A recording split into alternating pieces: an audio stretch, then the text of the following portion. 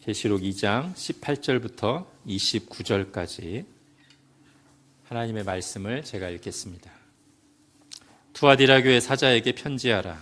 그 눈이 불꽃 같고 그 발이 빛난 주석과 같은 하나님의 아들이 이르시되, 내가 네 사업과 사랑과 믿음과 섬김과 인내를 아노니 네 나중 행위가 처음 것보다 많도다. 그러나 내게 책망할 일이 있노라.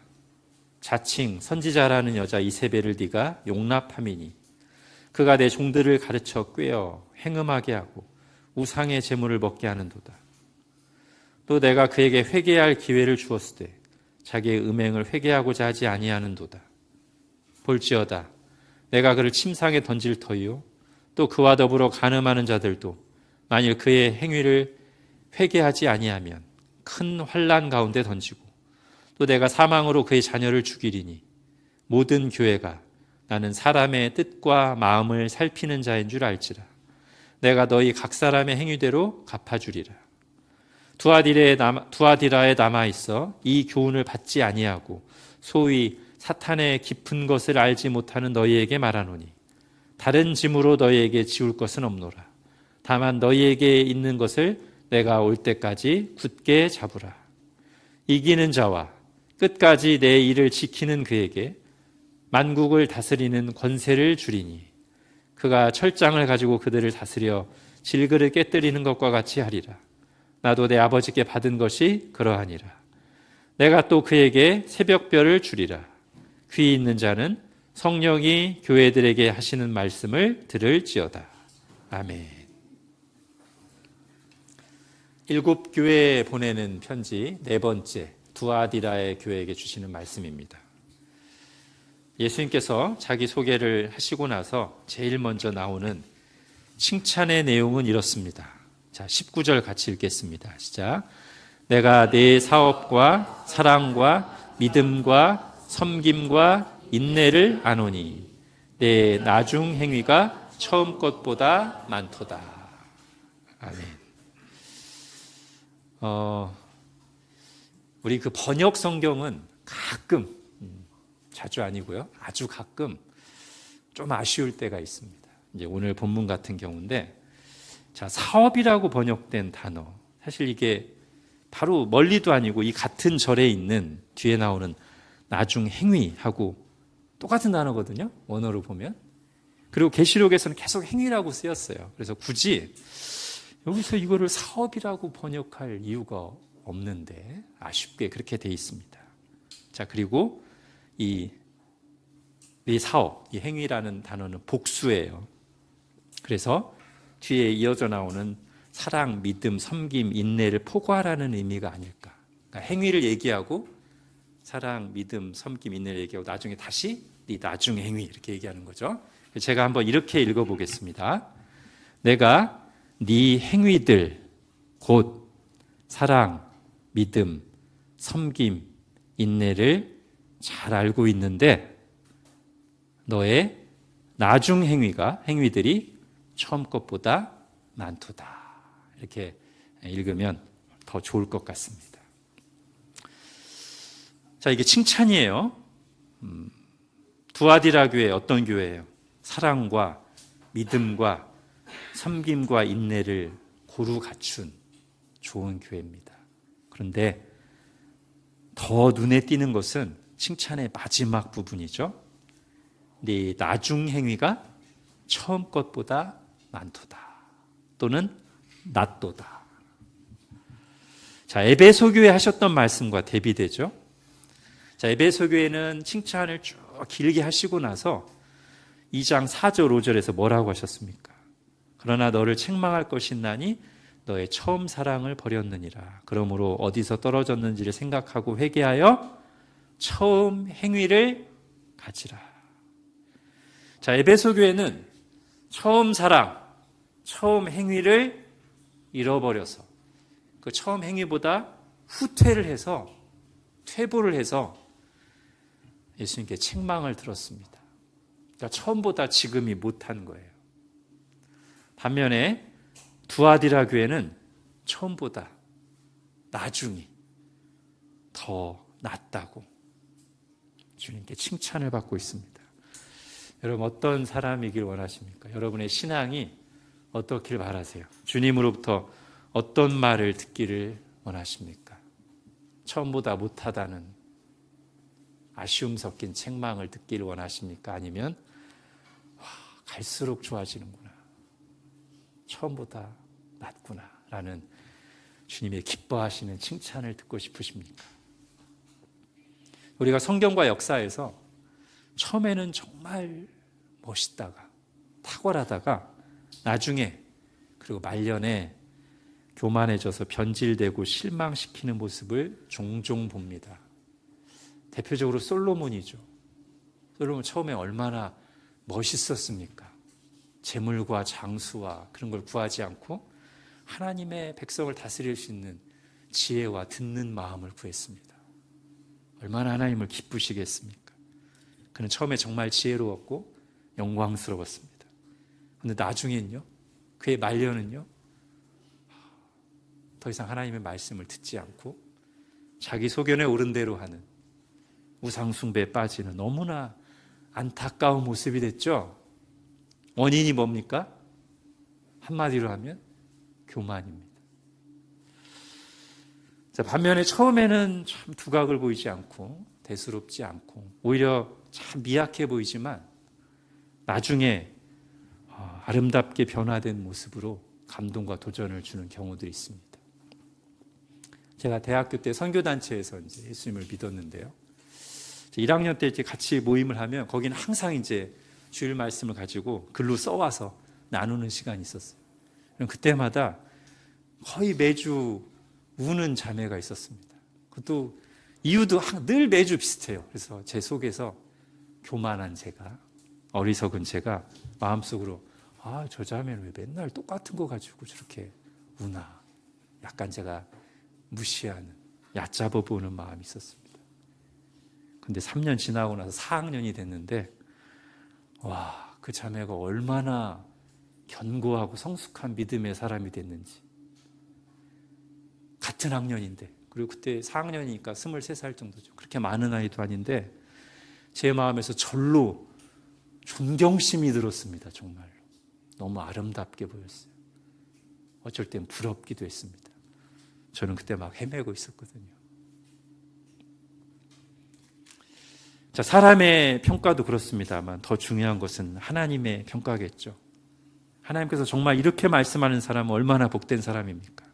네 나중 행위가 처음 것보다 많도다. 이게 우리의 기도 제목이 되길 바라고 저와 여러분 다 주님으로부터 이런 칭찬을 드리며 주님을 기쁘시게 하는 사람들이 되기를 바랍니다. 자, 이렇게 좋은 칭찬을 받은 두아디라 교회인데 심각한 문제가 있었습니다. 주님께서 그걸 책망하십니다. 20절 같이 읽겠습니다. 시작. 그러나 내게 책망할 일이 있노라. 자칭 선지자라는 여자 이세벨을 내가 용납함이니 그가 내 종들을 가르쳐 꾀어 행음하게 하고 우상의 재물을 먹게 하는도다. 자, 바로 앞에 나왔던 버가모 교회와 함께 보면 좋겠어요. 문제의 종류가 비슷합니다. 자, 14절을 한번 보세요. 14절, 버가모 교회가 책망받은 문제가 뭐냐면 그러나 내게 두어 가지 책망할 것이 있나니 거기 내게 발람의 교훈을 지키는 자들이 있도다. 발람이 발락을 가르쳐 이스라엘 자손 앞에 걸림돌을 놓아 그 다음부터 우상의 재물을 먹게 하였고 또 행음하게 하였느니라. 이게 키워드거든요. 우상의 재물 먹는 거, 행음. 근데 지금 20절에 보니까 두아디라 교회의 핵심 문제도 똑같아요. 뒷부분에 순서만 바뀌었어요. 행음하게 하고 우상의 재물을 먹게 하는도다. 그렇죠?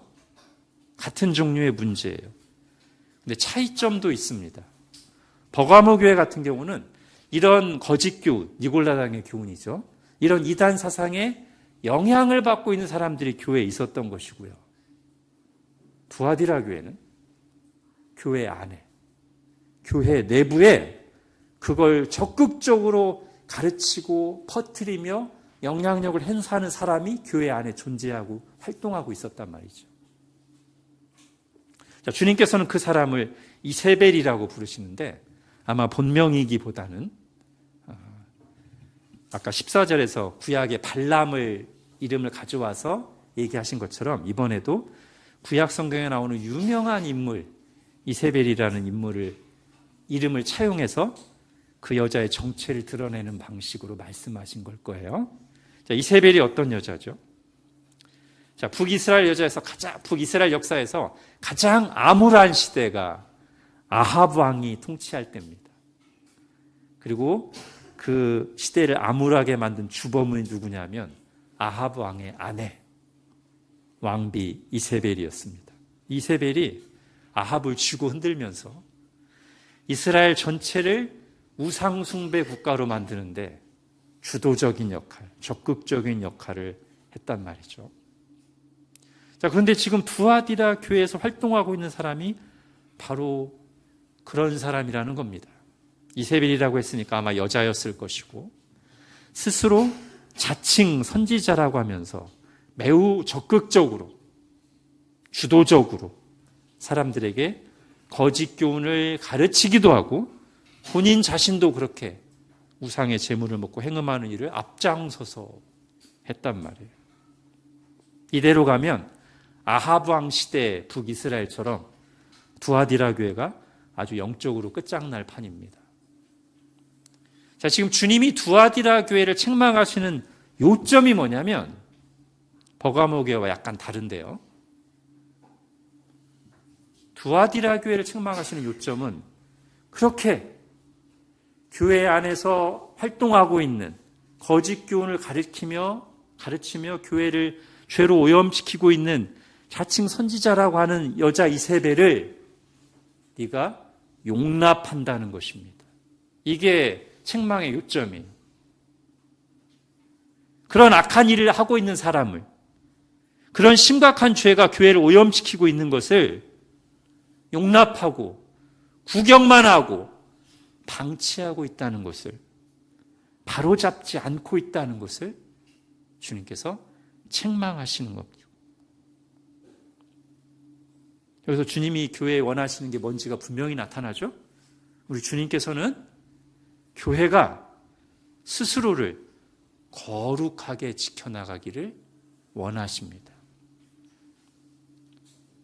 교회는 세상보다 훨씬 더 높은 수준과 태도로 죄를 다뤄야 됩니다. 그렇게 함으로써 죄에 끌려다니고 영향받는 세상을 향해서 빛과 소금의 역할을 하는 공동체가 되어야 됩니다. 하나님의 방법으로 죄를 다뤄야 되죠. 어떻게 해요? 한편으로는 예수님을 닮은 용서로, 또 한편으로는 하나님의 말씀에 나온 대로 죄를 분별하고 죄를 단호하게 물리치고 죄범한 사람을 징계함으로써 죄를 다뤄야 됩니다. 그때 이루어지는 치리는 거칠고 물리적인 방식이 당연히 아니죠. 아주 큰 죄를 바로잡는 과정에서도 교회는 사랑의 마음을 품고 예수님을 닮은 모습으로 하기를 힘써야 됩니다. 그렇게 하면서 하나님의 은혜를 구하는 거예요. 교회가 함께 기도하면서 죄인이 회개하고 돌이키도록, 회복되도록, 그래서 교회가 거룩하게 서도록 기도하는 것이죠. 자, 이런 일을 제대로 못해서 자정 능력을 상실한 교회, 세상이 비난하지 않습니까? 그리고 비난받아 마땅하지 않습니까? 바울이 하나님의 말씀대로 살지 않는 유대인들을 향해서 이렇게 책망했습니다. 하나님의 이름이 너희 때문에 이방인 중에서 모독을 받는도다. 근데 이 똑같은 말이 누구를 향해서도 적용될 수 있어요? 하나님의 말씀대로 살지 않는, 죄를 제대로 다루지 않는 교회를 향해서도 동일하게 적용될 수 있단 말이에요. 교회는 예수 그리스도의 이름으로, 하나님의 이름으로 모이는 공동체가 아닙니까? 교회가 잘못하면 교회만 욕먹는 게 아니라 하나님까지 비난을 받습니다. 그러니까 교회는 용서와 사랑의 공동체이면서 동시에 하나님의 말씀을 기준 삼아 세상보다 더 나은 의로움과 바름을 가진 곳이어야 돼요. 그럴 때 세상에 손가락질을 받는 게 아니라 세상의 빛과 소금으로서의 사명을 힘있게 감당할 수 있죠. 그렇기 때문에 예수님을 믿는 것, 교회를 이루는 것은 은혜이면서도 좋으면서도 어렵습니다. 특히 우리 힘으로만 해야 된다고 생각하는 순간 눌릴 수 있죠. 너무 어려운 일이기 때문에. 자, 우리에게 있는 것을 생각해야 돼요. 우리가 받은 걸 생각해야 돼요. 뭐죠? 우리에게는 하나님의 말씀이 있습니다. 어떻게 해야 될지를 분명하게 가르쳐주는 진리가 우리에게 있고요. 그것만 있어도 안 돼요. 또 뭐도 있죠? 교회가 그 하나님의 말씀에 믿음으로 순종해서 나아가려고 할 때 하나님이 도와주시는 은혜와 도우심이 분명히 있습니다. 여러분, 이 둘이 다 있다는 것이 얼마나 감사한 일입니까? 어떻게 살아야 되는지를 명확하게 보여주는 기준, 진리인 하나님의 말씀이 우리에게 있다는 것과 그 말씀대로 살도록 도우시는 하나님의 은혜가 우리에게 약속되어 있고 실제로 주어진다는 것이 얼마나 감사한 일이에요.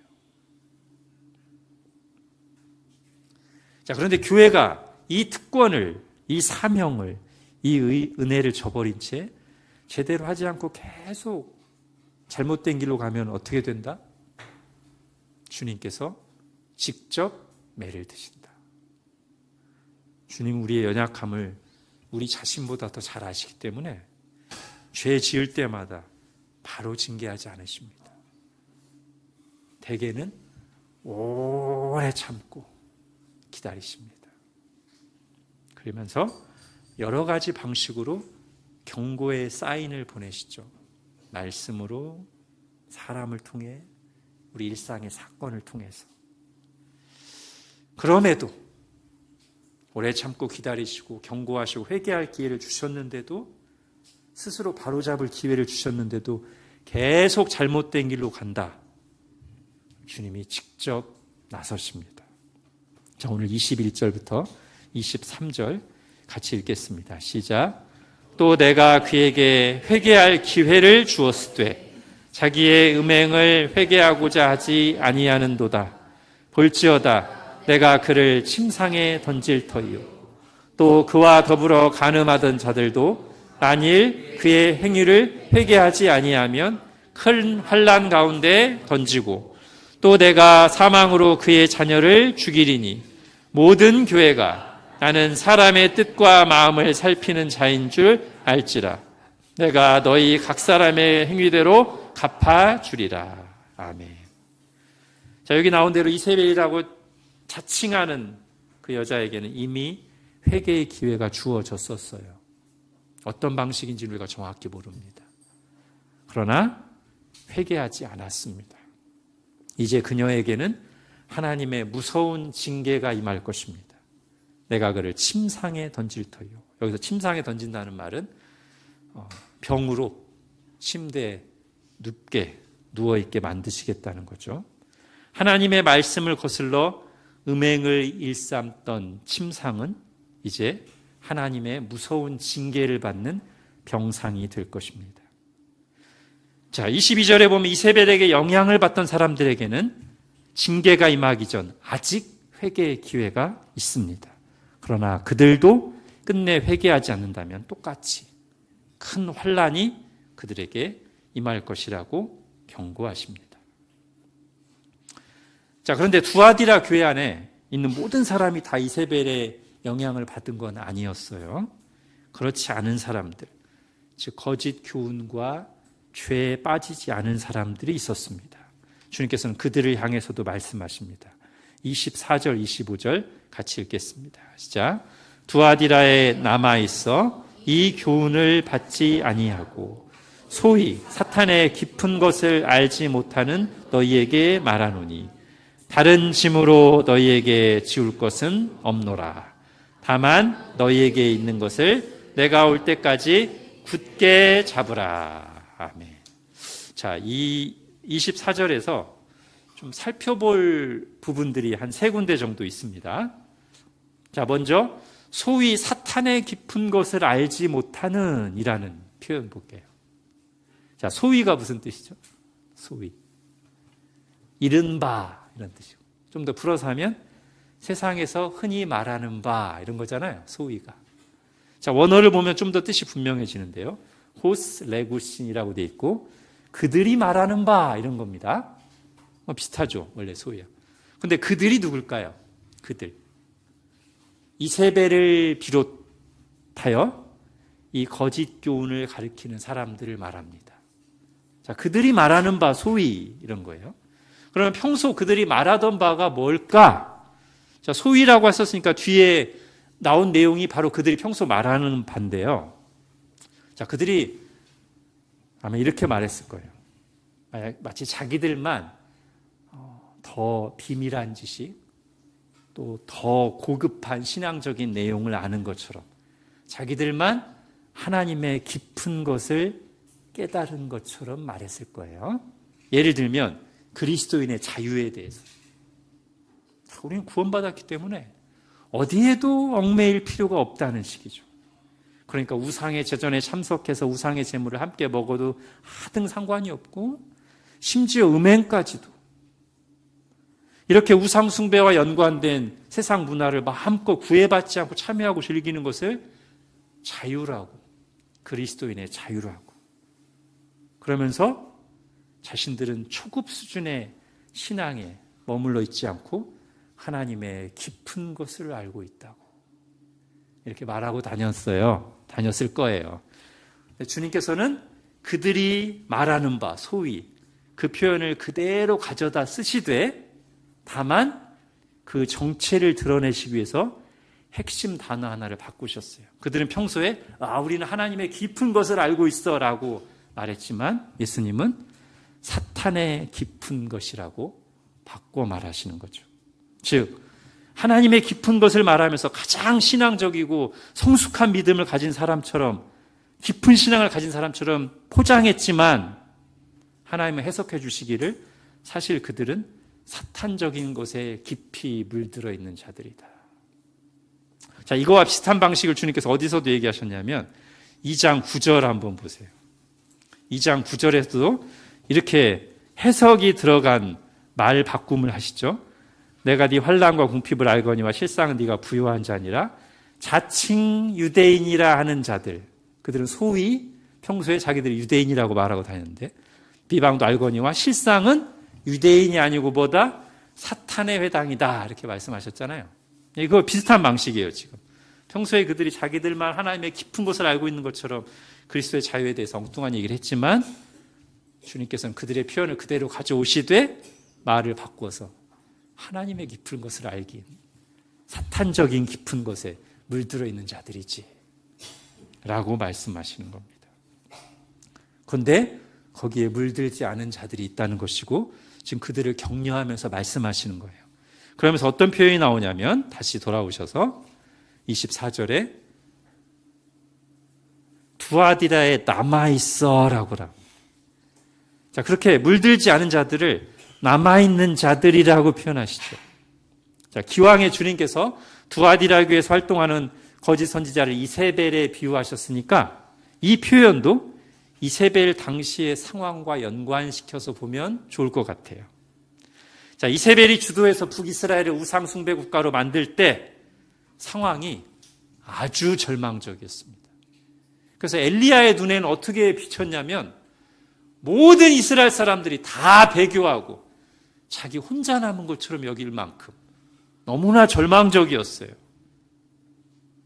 그런데 주님께서 그 엘리야에게 이렇게 말씀하십니다. 여러분 열왕기상 19장 같이 읽겠습니다. 시작. 그러나 내가 이스라엘 가운데 7,000명을 남기리니 다 바알에게 무릎을 꿇지 아니하고 다 바알에게 입맞추지 아니한 자니라. 아멘. 예. 사람이 볼 때 가장 암울해 보이는 순간에도 교회는 한 번도 이 땅에서 사라진 적이 없습니다. 하나님께서 은혜로 남겨두신 믿음의 사람들이 존재하기 때문입니다. 즉 그들은, 그 남은 자들은 한편으로는 하나님께 은혜를 받은 사람들이고 또 한편으로는 이 믿음을 지키고 후세에 전할 막중한 책임과 사명을 가진 사람들인 거죠. 주님께서는 지금 이세벨이라고 하는 자칭 거짓 선지자가 교회를 오염시키고 있는 상황에서, 교회의 많은 부분이 거기에 넘어가 있는 상황에서 그 사탄적인 교훈을 받지 않고 거룩한 믿음을 지키고 있는 두아디라 교회 일부 신자들을 향해서 두아디라의 남은 자들이라고 부르십니다. 즉 그들은 하나님께 은혜 받은 사람들이고 이 믿음을 굳게 지키며 전파할 책임을 가진 사람들이죠. 그들에게 요구하시는 것이 무엇입니까? 다른 짐으로 너희에게 지울 것은 없노라. 다만 너희에게 있는 것을 내가 올 때까지 굳게 잡으라. 그들이 가진 바른 진리, 바른 복음을 굳게 잡고 지키는 것이 그들이 할 일이에요. 자, 그런데 이제 마지막 세 번째로 이 말씀을 하시면서 쓰신 표현이 어떤 의미가 있을까요? 뭐냐면 다른 짐으로 너희에게 지울 것은 없노라. 이 표현이요. 자, 이것도 역시 이와 비슷한 표현이 나오는 성경 다른 본문을 보면서 두아디라 교회의 상황과 한번 연결시켜 생각해 보겠습니다. 사도행전 15장입니다. 핸드아웃에 있죠? 같이 읽을게요. 시작. 성경과 우리는 이 요긴한 것들 외에는 아무 짐도 너희에게 지우지 아니하는 것이 옳은 줄 알았노니 우상의 제물과 피와 목매어 죽인 것과 음행을 멀리할지니라. 이에 스스로 삼가면 잘 되리라.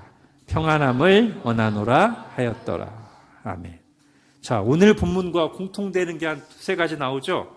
짐을 지우지 않겠다는 표현하고 우상의 제물, 음행 다 나옵니다. 자, 이 사도행전 15장 이 말씀이 나온 맥락을 한번 보면요. 예수님을 믿은 이방인들 있잖아요. 그런데 어떤 그 율법적인 유대주의자들이 이방인들이 이제 예수님 믿었는데 확실하게 구원을 받으려면 할례를 받고 모세 율법들을 다 지켜야 된다고 주장한 거예요. 심각한 문제죠. 그것 때문에 사도들과 초대교회 지도자들이 다 모여서 첫 번째 총회를 가졌습니다. 예루살렘 공회라고 부르는 건데요. 자, 거기에서 나온 당연하고도 성경적인 결론은 뭐냐? 이겁니다. 유대인이든 이방인이든 모든 사람은 예수 그리스도를 통해 오직 믿음, 오직 은혜로 구원을 받는다. 다시 한번 복음을 재천명한 것이죠. 잘못된 가르침으로 그리스도인의 자유를 빼앗으려는 시도에 맞서 내린 복음적인 선언이자 그리스도인의 자유에 대한 헌장입니다.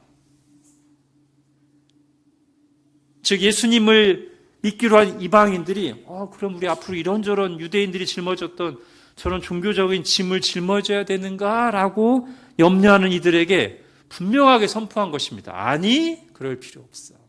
이 요긴한 것들 외에는 아무 짐도 너희에게 지우지 아니하는 것이 옳은 줄을 알았다. 이렇게 얘기한 거예요. 거기서 나온 말씀이란 말이에요.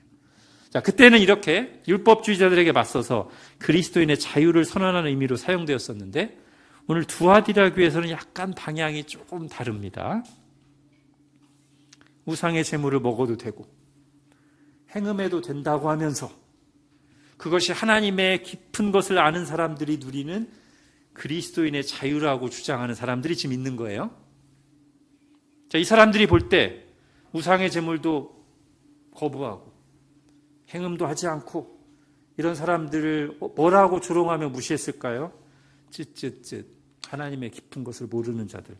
그러니까 저렇게 그리스도 안에 있는 자유를 누리지 못하고 무거운 짐을 지고 살고 있지 않는가? 왜 율법적인 신앙생활하면서 이런저런 짐을 스스로 짊어지고 있단 말인가? 우리처럼 이렇게 하나님의 깊은 것을 알고 그리스도의 자유를 누려야지, 이렇게 비난하지 않았겠어요? 그리고 그런 말을 계속 듣다 보면 참 신자들도 본인들이 바르게 잘하고 있는 건데도 불구하고 진짜 뭔가 내가 많이 손해보는 것 같고 짊어져야 될 짐이 많은 것처럼 생각되고 자유롭지 않은 것처럼 생각될 수 있잖아요. 주님께서 그들을 격려하시면서 말씀하십니다. 우상의 재물을 먹고 음행하는 죄까지도 자유라는 이름으로 포장하는 그들은 하나님의 깊은 것을 아는 자들이 아니라 사탄적인 깊은 것에 물든 자들이다. 그들의 죄와 방종에 동참하지 않는 것이 마치 율법적인 것이고 율법에 무거운 짐을 진 것이라는 그들의 비난에 속지 말아라.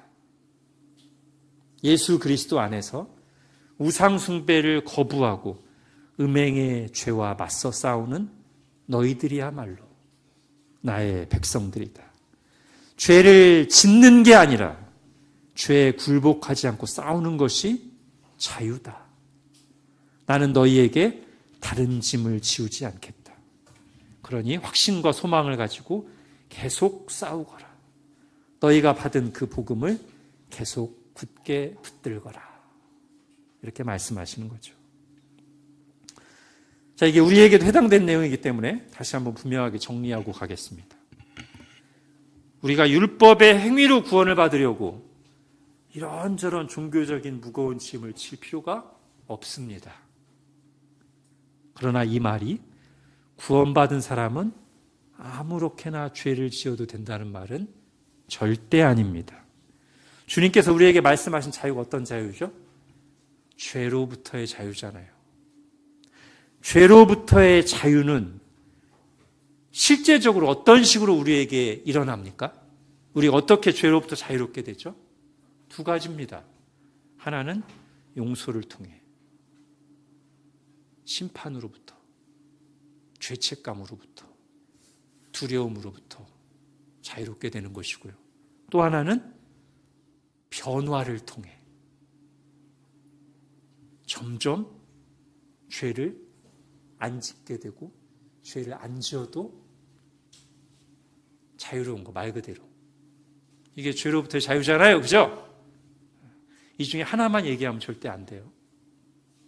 죄로부터의 자유는 용서를 통해, 변화를 통해 우리에게 주어집니다. 그리고 그게 바로 우리가 받은 구원의 내용입니다. 칭의와 성화.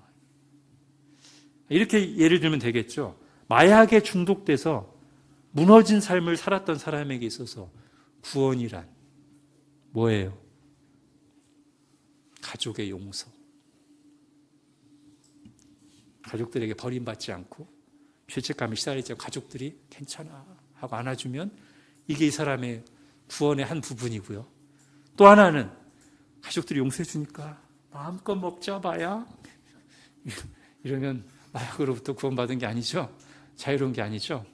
점점 마약 없이 살아갈 수 있을 때 그게 회복된 거잖아요. 구원받은 거잖아요.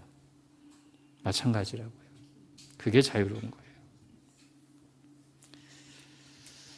자, 이렇게 엄중한 경고도 하시고 권면도 하시는 21절부터 25절까지 딱 중간에 자, 중요한 말씀이 나옵니다. 23절 보십시오. 모든 교회가부터 모든 교회가 나는 사람의 뜻과 마음을 살피는 자인 줄 알지라. 내가 너희 각 사람의 행위대로 갚아주리라. 자, 제가 예수님의 자기소개 부분 18절 부분을 안 하고 넘어갔죠. 여기서 하려고 안 한 겁니다. 자, 18절을 보십시오. 예수님 자신을 뭐라고 소개하시냐면 그 눈이 불꽃 같고 그 발이 빛난 주석 같은 하나님의 아들이라고 소개하시는데 그 소개가 지금 23절 읽은 부분하고 딱 연결돼요. 그죠? 불꽃 같은 눈으로 뭘 하신다? 사람의 뜻과 마음을 살피시는 분이시고요. 빛난 주석 같은 발로 각 사람의 행위를 살펴서 죄를 짓고 회개하지 않는 자들을 밟으시며 심판하시는 거죠. 자, 여기 나오는 각 사람의 행위대로 갚아주리라. 이것은 성경 전체를 관통하는 하나님의 통치 원리입니다. 행위대로 갚아주리라. 즉, 죄인을 심판하고 의인을 상 주시는 것, 우리가 쓰던 말 중에는 권선징악, 인과응보, 이게 하나님께서 세상을 다스리시는 성경 전체를 관통하는 하나님의 핵심 통치 원리예요. 그리고 이게 정의잖아요. 정의, 공의. 우리 하나님은 의로우신 하나님이시잖아요. 당연히 죄를 심판하시고 의에 대해서 상을 주신다고요. 자, 이런 내용을 담은 성경 구절은 오늘 하루 종일 찾을 수 있습니다.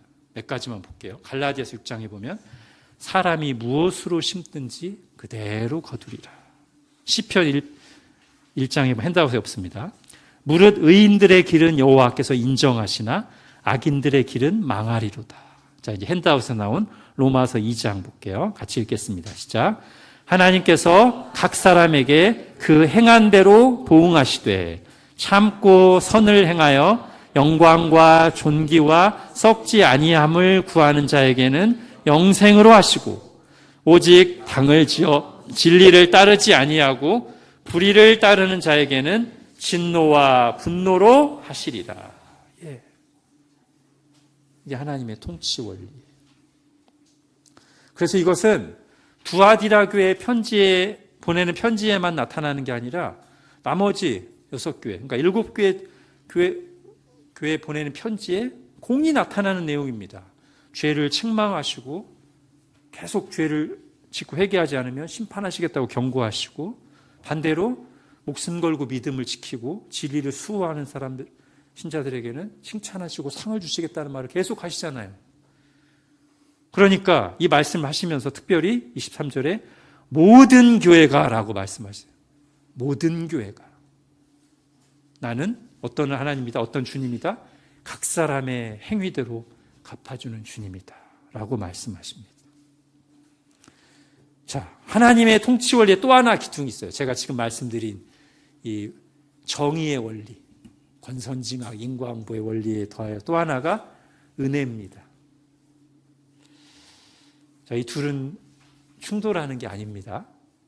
왜냐하면 이 은혜라는 개념 자체는 이 공의, 정의라는 토대가 없으면 성립하지가 않아요. 즉, 옳고 그름도 없고 그것에 따른 상벌도 없는 곳에는 은혜라는 개념 자체가 자리 잡을 수가 없습니다. 반드시 그게 있어야만 은혜라는 개념이 성립해요. 즉, 옳고 그름의 기준이 분명히 있고 그래서 죄를 지은 사람에게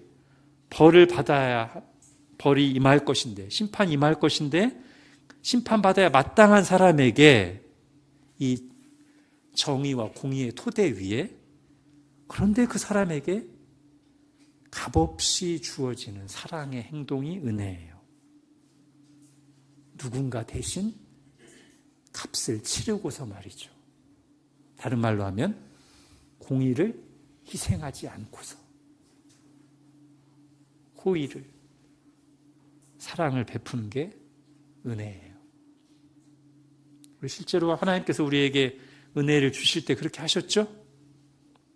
공의를 희생하시고 원칙 없는 호의를 베푸신 게 아니라 오히려 철저하게 공의를 시행하시면서 은혜를 베푸셨습니다. 어떻게 해요?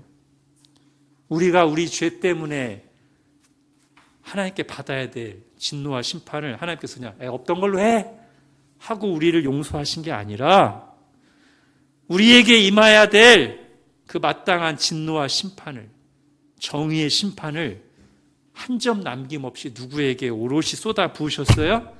십자가 위에 예수 그리스도에게 쏟아 부으셨어요. 반대로 예수 그리스도의 그 거룩함과 순전함과 순종 때문에 받아야 될 상과 복을 또 누구에게 그대로 온전히 베푸셨어요? 예수님을 믿는 우리에게 그대로 베푸셨어요. 정의를 희생시킨 게 아니라 없애신 게 아니라 방향을 바꾸신 거예요. 이중전가로 우리가 받아야 될 심판을 예수님이 받으시고 예수님이 받아야 될 상을 우리가 받았어요. 그렇게 공의를 시행하시면서 우리에게 은혜를 베푸셨습니다. 자, 하나님을 이런 분으로 알고 믿는 교회는 어떤 모습을 지녀야 되겠어요? 이 주님의 다스림을 받는 공동체답게, 그리고 답게 이 주님의 통치의 두 기둥인 공의와 은혜를 함께 실천하고 적용해야 돼요. 어떻게? 죄를 미워하고 싸우고 죄를 단호히 징계하는 것을 통해서 공의를 세우고, 그러면서 동시에 회개하는 자를 예수 그리스도의 사랑으로 용서하고 품음으로써 주님을 닮아야 되고, 이렇게 하는 것이 주님의 통치에 참여하는 것이 되는 것입니다. 주님이 공의와 은혜로 통치하시는데 그 통치를 잘 받으면서 우리도 교회 안에서 그 공의와 은혜를 잘 말씀대로 시행할 때 우리가 주님의 통치에 참여하는 자들이 된다는 말이에요. 이미 이 땅에서부터. 그리고 마지막 날에 이 주님의 통치에 온전하게 참여하게 될 것인데, 자, 편지의 마지막 부분에 나오는 약속이 그거와 관련이 있습니다. 자, 이제 26절부터 27절 우선 읽겠습니다. 시작. 이기는 자와 끝까지 내 일을 지키는 그에게 만국을 다스리는 권세를 주리니 그가 철장을 가지고 그들을 다스려 질그릇 깨뜨리는 것과 같이 하리라. 나도 내 아버지께 받은 것이 그러하니라. 아멘. 앞서 여러 번 살펴보았듯이 7교회에 주시는 편지마다 나오는 이 마지막 부분에 이기는 자에게 주시는 상은 누구에게 주시는 거예요? 특별한 어떤 사람이 아니라 모든 참된 신자에게 주시는 상이라고 했어요. 자, 계시록 22장에 보면 장차 새하늘과 새 땅에서 모든 하나님의 백성들이 누릴 복을 이렇게 묘사합니다. 여러분, 계시록 22장 5절 같이 읽겠습니다. 시작. 다시 밤이 없겠고 등불과 햇빛이 쓸데없으니 이는 주 하나님이 그들에게 빛이심이라. 그들이 세세토록 왕노릇 하리로다. 예, 다스리는 거잖아요. 그렇죠? 모든 신자에게 약속된 복이에요. 자, 그런데 주님께서 이 만국을 다스리는 권세, 왕노릇을 이기는 자에게 주시겠다고 하시면서 그것을 이어지는 27절에서 이렇게 부연 설명하십니다. 27절. 그가 철장을 가지고 그들을 다스려 질그릇 깨뜨리는 것과 같이 할 건데 나 예수도 하나님 아버지께 받은 것이 그러하니라 라고 말씀하십니다. 그리고 여기 27절에 나오는 이 표현은 바로 그리스도에 대한 예언시인 시편 2편에 나오는 표현을 거의 그대로 가져온 거예요. 그리고 그 시편에서 바로 예수 그리스도를 누구라고 하냐면 하나님의 아들이라고 말합니다. 자, 시편 2편 같이 볼게요. 시작. 내가 여호와의 명령을 전하노라. 여호와께서 내게 이르시되 너는 내 아들이라. 오늘 내가 너를 낳았도다. 내게 구하라. 내가 이방 나라를 내 유업으로 주리니 내 소유가 땅끝까지 이르리로다. 내가 철장으로 그들을 깨뜨리며 질그릇같이 부수리라 하시도다. 아멘. 지금 예수님은 이 시편 말씀이 성취돼서 나 예수가 하나님의 아들로서 만국을 다스리는 권세를 가졌다고 말씀하시는 거예요. 아, 그러면 18절에서 왜 예수님이 자기 소개를 하실 때 하나님의 아들이라는 말이 갑자기 들어갔는지 이제 우리가 이해가 됩니다. 그 앞에 나오는 눈이 불꽃 같고 그 발이 빛난 주석 같고는 앞에 1장에 예수님의 그 환상 모습에서 다 나오는 내용이거든요. 근데 갑자기 하나님의 아들이 딱 들어가가지고 이 하나님의 아들은 왜 들어갔을까라고 생각했는데 지금 27절 보니까 나도 내 아버지께 받은 것이 그러하고 철장을 가지고 그들을 다스려 질그를 깨뜨리는 것 같이 하리라가 바로 시편 2편에 대한 성취를 나타내는 거란 말이죠. 그리고 거기에 예수님이 하나님의 아들로 설명되어 있단 말이에요. 그리고 이것은 지금 우리에게도 의미가 있습니다. 왜냐하면 지금 주님께서 27절에 하시는 말씀 다시 보세요. 너희에게 만국을 다스리는 권세를 줄 건데 그것은 내가 내 아버지께 받은 것이다. 누구로서? 하나님의 아들로서, 상속자로서 내 아버지께 받은 건데 그것을 너희도 받을 것이다. 이거잖아요. 너희는 누구? 너희도 하나님의 자녀죠. 하나님의 상속자입니다. 자, 성경 다른 곳에서 이 얘기를 분명히 하죠. 로마서 8장 보십시오. 성령이 친히 우리의 영과 더불어 우리가 하나님의 자녀인 것을 증언하시나니 자녀이면 또한 상속자 곧 하나님의 상속자요 그리스도와 함께한 상속자니 우리가 그와 함께 영광을 받기 위하여 고난도 함께 받아야 할 것이니라. 마태복음 25장도 읽을게요. 같이 읽겠습니다. 시작. 그때 임금이 그 오른편에 있는 자들에게 이르시되 내 아버지께 복받을 자들이여 나와 창세로부터 너희를 위하여 예비된 나라를 상속받으라. 그들은 영벌에 의인들은 영생에 들어가리라 하시니라. 아멘. 어때요, 여러분? 여기 나오는 내용과 지금 같은 말씀을 하시는 거예요. 예수님이 하나님의 아들로서 성경에 예언된 대로 받은 그 하나님 나라 상속자로서의 특권, 만국을 다스리는 권세를 예수 그리스도 때문에 하나님의 양자가 된, 자녀가 된 우리도 똑같이 상속받을 것이다. 예수님의 만국 통치에 하나님의 백성들도 함께 참여할 것이다 라고 말씀하시는 거예요. 그게 영생의 삶입니다. 자, 이기는 자에게 주시는 약속은 모든 참된 신자에게 주시는 약속이요. 그 내용은 영생과 하나님 나라라는 사실을 다시 한번 확인합니다. 그리고 그것은 다름 아닌 하나님의 아들이신 예수 그리스도의 영광에 동참하는 것이죠. 하나님의 자녀라는 특권을 누리며 하나님 나라의 상속자가 되고 예수 그리스도와 함께 보좌에 앉아서 하나님의 피조 세계를 다스리는 영광에 참여하는 것입니다. 우리가 예수 그리스도를 믿고 따르며 충성하는데 이것 외에 다른 무슨 상, 약속이 더 필요할까요? 이보다 더 크고 영광스럽고 좋은 것이 무엇이 있습니까? 뭐를 더 줘야 우리가 아직 주님 저는 아직 배고픕니다. 뭘 더 줘야 우리가 주님께 우리의 삶을 온전히 드릴까요?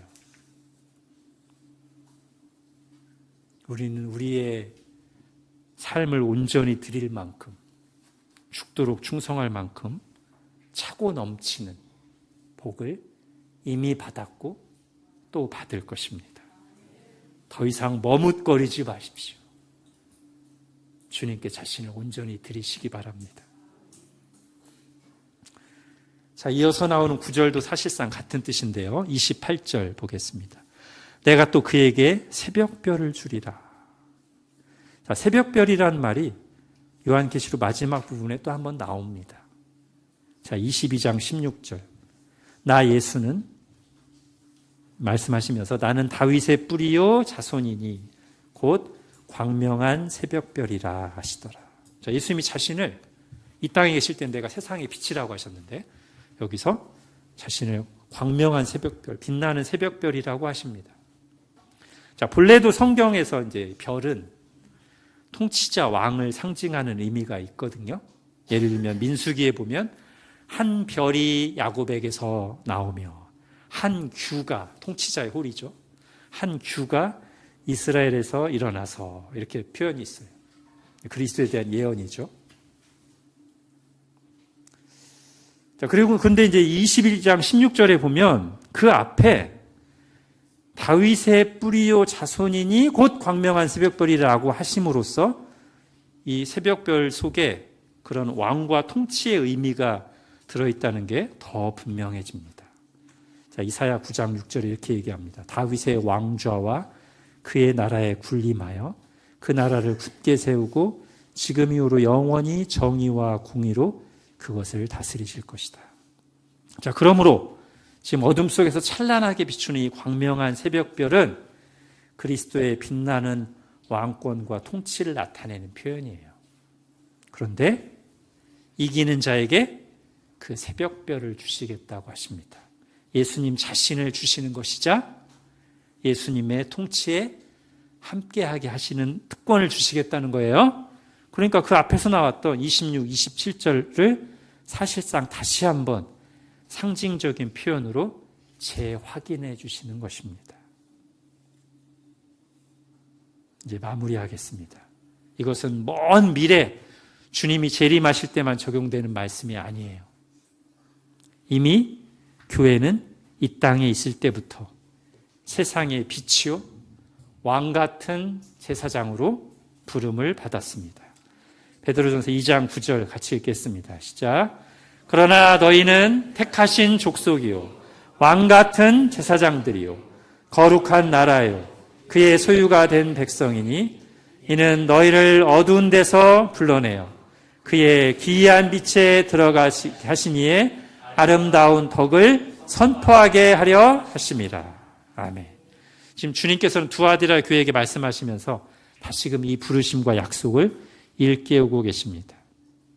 예수 그리스도께서 그들 안에 있는 죄 문제를 어떻게 다루시고 그들을 다스리시는 것인지 분명하게 말씀하시면서 그들 또한 예수 그리스도의 통치에 이미 참여한 자요, 앞으로 온전하게 참여할 자로서 예수님이 하시듯이 죄 문제를 분명히 다루라고 하십니다. 그렇게 죄와 맞서 거룩한 산 제물로 자신을 하나님께 드리며 세상을 향해 하나님의 아름다운 덕을 선포하는, 즉 복음의 빛을 분명하게 비추는 것이 왕 같은 제사장이요 세상의 빛으로 부름받은 교회가 그리스도의 통치에 적극 참여하는 것입니다. 자, 우리 하이델베르크 요리문답에 나온 그리스도인이 어떤 존재인가를 삼중직으로 잘 설명한 부분을 읽고 마치겠습니다. 시작. 그런데 당신은 왜 그리스도인이라 불립니까? 왜냐하면 내가 믿음으로 그리스도의 지체가 되어 그의 기름 부음에 참여하기 때문입니다. 나는 선지자로서 그의 이름의 증인이 되며 제사장으로서 나 자신을 감사의 산 제물로 그에게 드리고 또한 왕으로서 이 세상에 사는 동안은 자유롭고 선한 양심으로 죄와 마귀에 대항하여 싸우고 이후로는 영원히 그와 함께 모든 피조물을 다스릴 것입니다. 아멘. 기도하겠습니다. 하나님, 오늘 두아디라 교회에게 하시는 말씀 속에서 주님께서 교회에게 원하시는 것이 무엇인지를 듣습니다. 죄를 용서받고 거룩한 하나님의 백성으로 부름받은 자로서 그리고 그리스도의 통치에 동참하도록 왕같은 제사장으로 부름받은 자들로서 세상보다 훨씬 수준 높게 교회 안에 있는 죄 문제를 다뤄야 됨을 저희가 다시 한번 생각합니다. 죄 문제를 방치할 때 그것이 우리를 오염시키고 교회다움이 아니라 오히려 악취를 풍기며 그래서 세상의 빛과 소금으로서의 사명을 감당하지 못하게 되고 하나님의 마음을 아프게 한다는 사실을 다시 듣습니다. 하나님, 저희가 하나님의 은혜를 구하면서 말씀에 나온 그대로 용서로서, 그리고 죄와 싸우는 것으로서, 그리고 죄에 대해서 단호하게 거부하고 징계하는 것으로서 죄 문제를 잘 다루는 거룩한 교회로 세워져 가게 하여 주옵소서.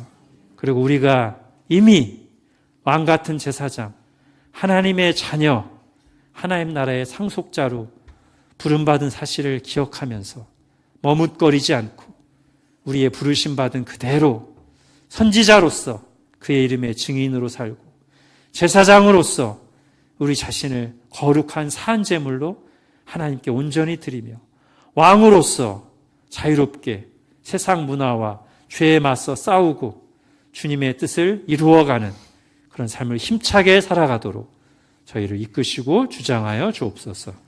예수님의 이름으로 기도합니다. 아멘.